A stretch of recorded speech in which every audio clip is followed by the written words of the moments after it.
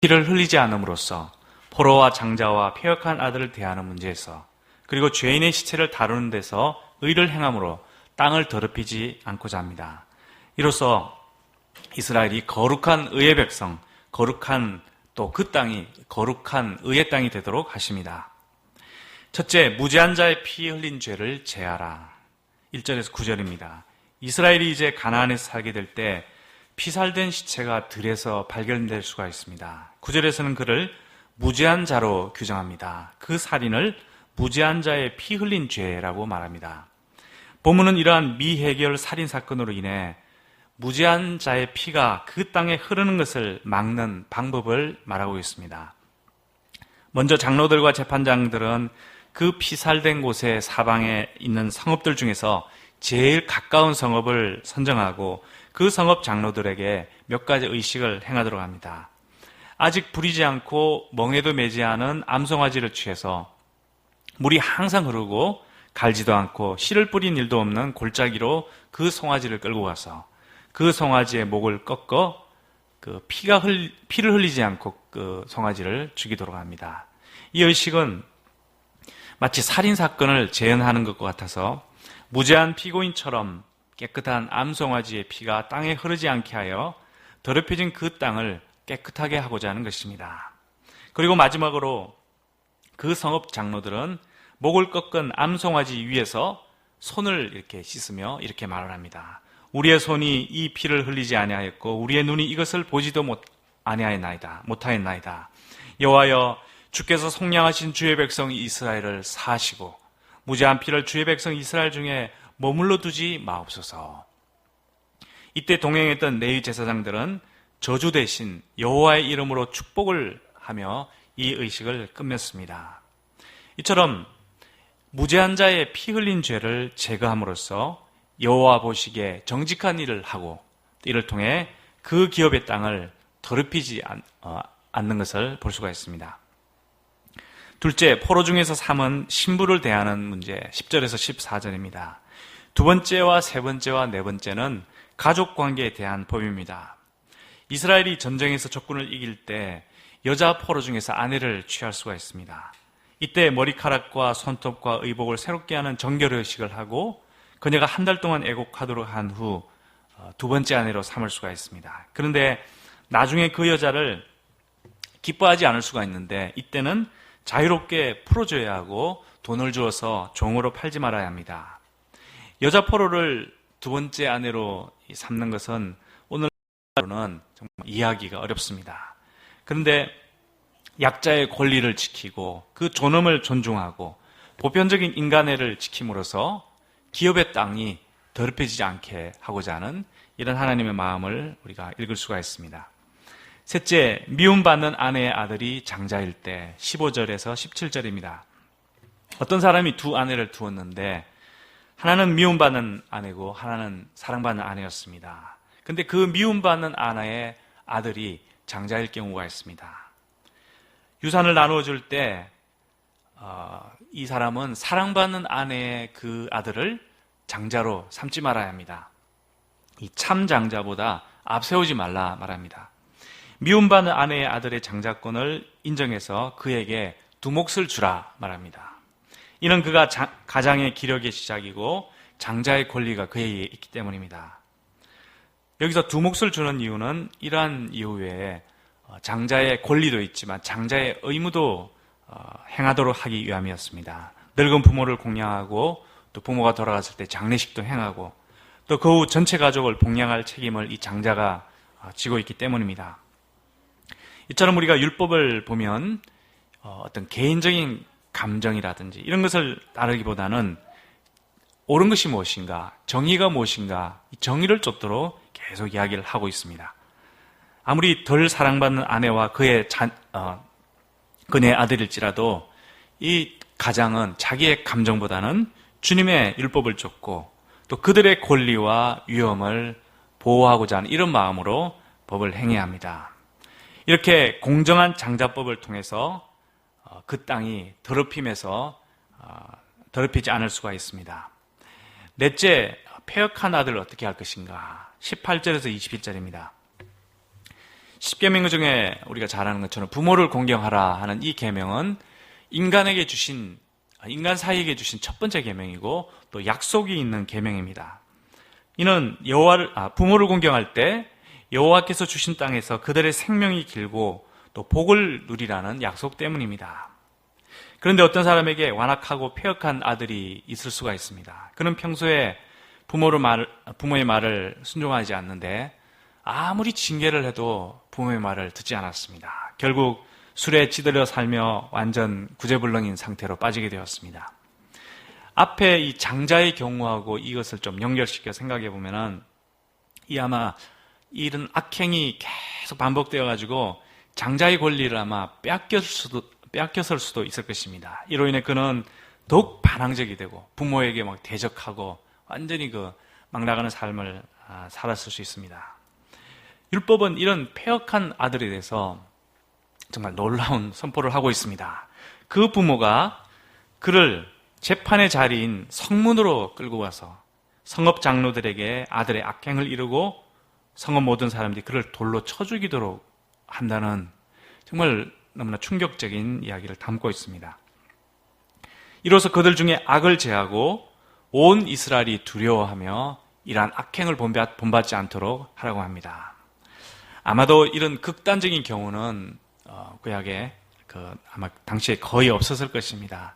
다만 이런 법을 통해 자녀가 부모를 공경하고 또 그 자녀 스스로도 자립적인 삶을 꾸려나가게 함으로써 이 사회 공동체의 버팀목인 그 가정이 바로 서도록, 부모님의 가정이 바로 서고 또 자녀도 이렇게 건전한 사람으로 살아감으로써 자기 자신도 건강한 가정을 이루도록 하는 이런 말씀이 되는 것 같습니다. 또 아들이 이렇게 폐역하게 된 데는 부모가 책임이 없을 수가 없습니다. 부모가 아마 어떤 원인 제공을 했을 수도 있습니다. 그러나 우리가 십계명을 생각할 때 부모를 공경하라 이런 말씀은 어떤 경우에도 어겨서는 안 되는, 부모가 설사 자녀에게 섭섭하게 하고 어떤 폐역하게 되는 원인 제공을 일부 제공했을지라도 이 말씀을 지키고자 자녀가 순종해서 한다면은 그 부모의 가정이 바로 서고 또 자기의 가정도 서고 그 사회 공동체가 바로 서게 되는 이 부모를 공경하라 이 말씀이 그 땅에 의가 서고 바로 서게 되는 아주 핵심 가치임을 보게 됩니다. 마지막 다섯 번째는 죄인의 시체를 다루는 문제입니다. 22절과 23절입니다. 이 말씀은 앞에 폐역한 아들의 죽음과 연관될 수도 있습니다. 만일 어떤 사람이 죽을 죄를 범해서 사형이 집행되고 그 시체를 나무 위에 다는 그런 경우가 있었을 것입니다. 죄인의 시체가 공공장소에 매달린다는 것은 당시 아수르 예라든지 우리 성경에도 블레셋 사람들이 보기에 이 사울과 요나단은 원수기 때문에 이렇게 그 시체를 성문에 이렇게 달았습니다. 그래서 이런 걸 통해서 죄악의 심각성을 일반인들에게 경고하고자 했습니다. 그런데 율법은 바로 이런 경우일 때도, 그러니까 모든 사람이 인정할 만한 이 악행을 범했을 경우에조차도 그 시체가 밤새도록 나무 위에 있지 않도록 이렇게 말합니다. 사형을 집행한 바로 그 날에 장사하도록 합니다. 이는 오늘 본문에는 한 가지 이유가 분명하게 드러나는데 크게 두 가지로 생각할 수가 있습니다. 하나는 오늘 본문에 나오는 것처럼 하나님께서 주시는 그 기업의 땅을 더럽히지 않기 위해서입니다. 나무에 달린 자는 하나님께 저주를 받았는데 그것을 그대로 밤새도록 둔다는 것은 그 땅에 계속 저주가 임하는 일로 여겨졌기 때문입니다. 노출된 시체는 그 땅을 더럽히게 되는데 이것을 방지하고 있었습니다. 또 한편으로는 이 인간의 사체를 이렇게 매달아 두면은 짐승들이 와서 그 사체를 훼손하는 이런 굉장히 이런 일이 생기고 아주 심각한 치욕을 이 사람이 받기 때문에 이런 것도 방지하고자 했던 그런 면도 있었던 것 같습니다. 이상에서 우리는 여러 가지 경우에서 이 약속의 땅, 가나안 이 기업의 땅이 더럽혀질 수 있다 하는 것을 볼 수가 있고, 하나님은 그 땅이 더럽혀지지 않도록 또 정결하게 하는 많은 길을 보여주셨습니다. 무죄한 자의 피가 그 땅에 흐르지 않도록, 무죄한 자의 피가 그 땅에 흐르지 않도록 하셨습니다. 또 포로와 장자와 폐역한 아들을 다루는 데 있어서는 때로는 굉장히 긍휼을 베풀고 공평을 베풀기도 하지만 또 때로는 굉장히 엄격하게 경계를 하기도 하십니다. 또 저주받은 자의 시체로 그 땅이 더럽혀지지 않도록 하십니다. 오늘날 하나님께서 우리에게 기업으로 주신 땅이 무엇인가 생각해 볼 때 교회 공동체가 아닌가 생각이 듭니다. 이곳을 더럽히지 않고 또 정결하고 의로운 곳이 되게 하고자 우리가 많은 애를 써야 합니다.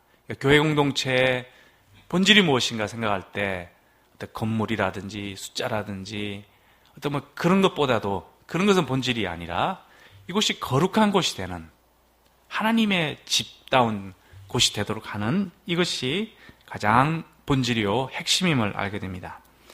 이곳에 무죄한 자의 피가 흐르지 않도록, 억울한 일로 고통하는 사람이 없도록 우리가 정말 세심하게 배려하고 노력을 해야 합니다. 또 구성원 한 사람 한 사람이 목적이 되는, 그러니까 우리가 옛날에는 많았는데 지금은 적기 때문에 더 많은 사람을 모으려고 하는 이런 어떤 선교적인 차원도 필요하지만, 그것보다 더 중요한 것은 현재 있는 우리 한 사람 한 사람, 가정과 학생과 또 2세들과 또 새로운 양들, 이 한 사람 한 사람, 현재 있는 이 사람들이 그 자체가 목적이 되고 존중을 받고 인격적인 보살핌을 받는 것이 되도록 해야 합니다. 우리가 이것을 위해 많은 애를 쓰고 있습니다. 또 하나님 공동체가 어떤 사람의 감정을 따라 어떤 내가 좋아하는 사람에게는 두 몫을 주고, 어떤 뭐 하나님의 법이 어떻고 뭐 옛날부터 있었던 이런 약속과 언약 이런 것보다도 내가 현재 좋아하는 사람에게 두 몫을 주고 싫어하는 사람에게 한 몫을 주는 이런 일이 없도록 해야 합니다. 인간의 규례보다 하나님의 법이 공정하게 집행되도록 노력해야 합니다. 어떤 인간 조건을 따라서 평가되기보다는 그 믿음의 삶 자체가 정말 기쁨이 되고 존경을 받고 존중을 받는 그런 곳이 교회가 되어야 합니다. 세상에서 상처받고 정말 눈물을 흘리던 사람들이 이곳에 와서 웃고 기쁨을 누리는 그런 곳이 되도록 해야 합니다. 또 부모와 자녀, 좀 더 넓혀 생각한다면은 기성세대와 또 젊은 세대, 이 간에 오늘날 이 부모 자녀 또 기성세대와 젊은 세대 간의 갈등이 정말 점점 커지고 있습니다. 심각한 문제가 됩니다. 근데 이 그 간에 정말 뭐 어떻게 보면 뻔한 이야기 같지만 서로 존중하고 아껴주고 사랑하는, 교회의 핵심은 사랑이지 않습니까? 그래서 정말 서로 사랑하는 이런 마음이 필요합니다. 자녀와 젊은 세대가 부모와 기성세대를 존경하는 것도 필요하지만, 반대로 부모와 기성세대가 자녀와 젊은 세대를 위해서 터전을 닦아주고 기회를 제공하고 자리를 내어주는 이런 섬김이 필요합니다. 폐역한 아들이 누군가, 누가 잘못했는가, 문제아가 누군가, 이것을 막 눈을 부릅뜨고 판단하는 이런 곳이 교회가 아닙니다. 나 자신이 폐역한 자가 되지 않고자 나 자신의 눈에 있는 들보를 빼는 이런 곳이 되어야 합니다. 그래서 정말 두렵고 떨림으로 살아야 하는 곳이 바로 교회 공동체입니다. 오늘 신명기 21장에서 이 말씀을 듣고 있는 이 신명기 세대의 부모들은, 이 부모 세대는 여호와께 폐역한 세대였습니다. 하나님은 그들을 향해서 예전에 폐역한 자들이라고 하셨습니다. 그들은 끝없는 불평과 불만을 일삼다가 가데스 바냐에서 결정적인 반역으로 하나님의 인내의 손을 벗어났던 자들입니다. 그러므로 부모 세대, 기성 세대는 이런 이스라엘 출애굽 세대의 모습에서 교훈을 얻고 이런 자들이 우리가 될 수 있구나 하는 것을 알고 많은 노력을 해야 합니다. 또 우리 자신이, 제 자신이 이런 출애굽 세대의 모습을 많이 갖고 살았음을 시인하고, 그리고 이런 우리에도 불구하고 주님께서 긍휼히 여기시고 용서하시고 지금까지 인도해 오셨다는 것, 이것을 우리가 깊이 시인하고 감사해야 될 줄 믿습니다. 그리고 우리들이 먼저 하나님 앞에서 신실하게 삶을 사는 본을 우리 자녀들과 또 젊은 세대에게 보이고자 열심히 본이 되는 삶을 살고자 합니다. 자녀에게 순종을 요구하고 젊은 세대에게 존중을 요구하기 이전에 자신이 먼저 하나님께 순종하고 타인을 존중하는 그런 본을 보이고자 애써야 합니다. 교회 공동체에서 어떤 물질이나 정욕이나 또 권력욕, 자기 욕심 이런 마음은 없는가? 이것을 우리가 늘 돌아보고 회개하고 멀리해야 될 줄 믿습니다. 이때 우리의 자녀와 또 젊은 세대들은 이러한 우리의 삶을 보고 마음을 보고 동기를 보고 그 진실함을 보고 마음을 따라서 정말 마음으로 질서를 존중하고 또 존경하고 따르는 그러한 사람이 될 것입니다. 그래서 자기 자신의 삶에 대해서 또 이 공동체에 대해서 책임 있는 사람들로 자라나게 될 것입니다. 사실 오늘 말씀을 볼 때 이미 우리 자신은 자신과 교회 공동체 곧 이 기업의 땅을 더럽히는 일을 할 때가 있었음을 고백하게 됩니다. 그러나 나 자신이나 누구도 비방할 수 없는 것은 주님께서 이런 우리를 위해 저주를 받아 나무에 달리신 것을 우리가 기억하기 때문입니다. 그리스도께서 우리를 위하여 저주를 받은 바 되사 율법의 저주에서 우리를 속량하셨으니 우리는 특정한 누군가가 기업의 땅을 더럽혔다 비방할 수 없습니다. 우리 모두가 이 땅을 더럽혔지만 예수님께서 십자가의 저주를 받아 이 땅을 깨끗게 하시고 우리를 깨끗게 하셨습니다. 교회는 죄인들의 공동체입니다. 우리 모두의 죄로 인해 교회는 더럽혀지지만 예수님의 보혈로 인해 깨끗하고 거룩한 공동체로 언제나 굳게 섭니다. 우리가 이 예수님을 바라볼 때 우리의 모든 자기의와 불의와 교만과 판단과 불평과 위선과 이기심을 내려놓고 이곳 기업의 땅 교회 공동체로 살아갈 수 있음을 믿습니다. 새해 우리 안암골 주님의 교회가 정결하고 거룩한 땅이 되도록 아니 이미 예수님께서 거룩하게 하신 이 땅에서 정결하고 거룩한 주님의 백성으로 살아가고자 믿음의 선한 투쟁을 감당하기를 기도합니다. 경건과 선, 정의와 긍휼의 가치를 추구하고 예수님의 은혜와 진리의 삶을 본받는 그러한 우리들 되기를 기도합니다. 기도하겠습니다. 하나님 아버지 예수님의 십자가 보혈의 은혜를 인하여 감사를 드립니다. 우리의 죄를 위해 저주를 받으사 우리 모든 죄를 속량해 주신 주님의 은혜에 감사합니다. 저희들이 작은 자기 의를 갖고 교만하고 정말 주님을 참 슬프시게 하고 형제를 판단하고 상처를 주고 또 우리 스스로가 참 숨은 죄를 지으며 참 하나님을 진노하게 하고 또 하나님의 거룩한 곳을 더럽힐 때가 많음을 고백하고 애통히 회개합니다. 주님 우리를 불쌍히 여겨주시고 그러나 주님의 보혈이 모든 우리의 죄를 감추시고 이곳을 정결하고 거룩한 당신의 집으로 굳게 세우신 것을 생각할 때 감사를 드립니다. 이 주님께 소망을 두고 저희들이 참 새해 우리 안암골 믿음의 공동체가 정말 하나님의 정결한 참 공동체가 참 되고자 그러한 삶을 살아가고자 또 우리와 또 자녀와 또 우리 젊은 세대가 서로를 존중하며 참 마음을 다하여 이 믿음의 선한 삶을 살아나가도록 축복해 주셨기를 간절히 기도하고 합니다. 감사드리며 예수님의 이름으로 기도하겠습니다. 아멘. 감사합니다. 우리 찬송가 하나 부르겠습니다. 261장 부릅시다. 261장.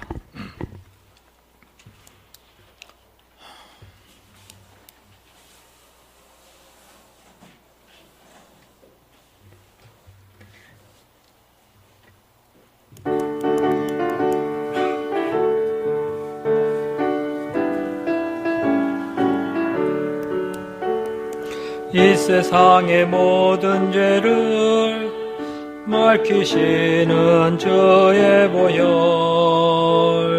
성자 예수 그 귀한 피 찬송하고 찬송하세.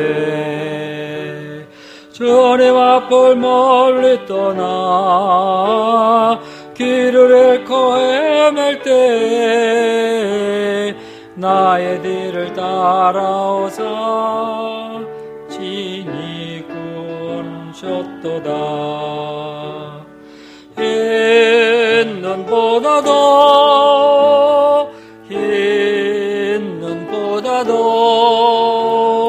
주의 흘리신 보혈로 희게 씻어 주옵소서.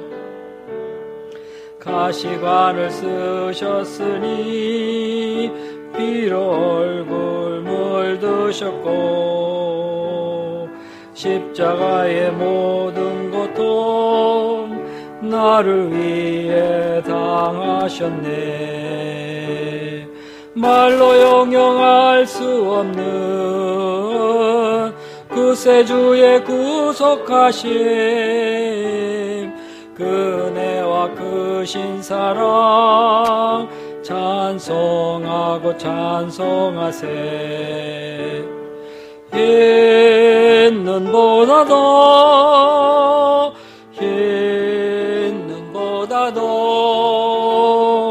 주의 흘리신 보혈로 희게 씻어 주옵소서. 아버지를 멀리 떠나 바른 길을 저버리고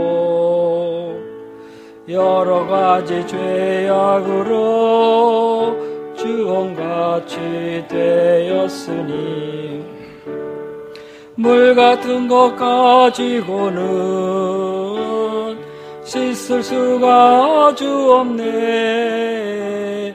주여 귀한 보배 피로 날 정결케 하옵소서. 흰 눈보다도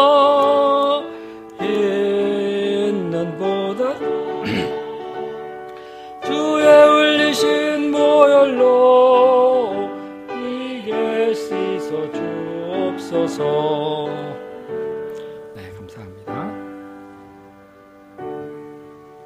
네. 자, 오늘 말씀 21장 9절하고 23절을 읽겠습니다. 9절하고 23절. 자, 시작. 너는 이와 같이 여호와께서 보시기에 정직한 일을 행하여 무죄한 자의 흘린 피를 너희 중에 제할지니라. 그다음에 23절. 시작. 그 시체를 바위에 밤새도록 두지 말고 그날 장사하여 내 하나님 여호와께서 내게 기업으로 주신 땅을 더럽히지 말라. 남에 달린 자가 하나님께 저주를 받았습니다. 오늘 메시지를 들으면서 무죄한 피가 나와서 이 무죄한 피에 대해서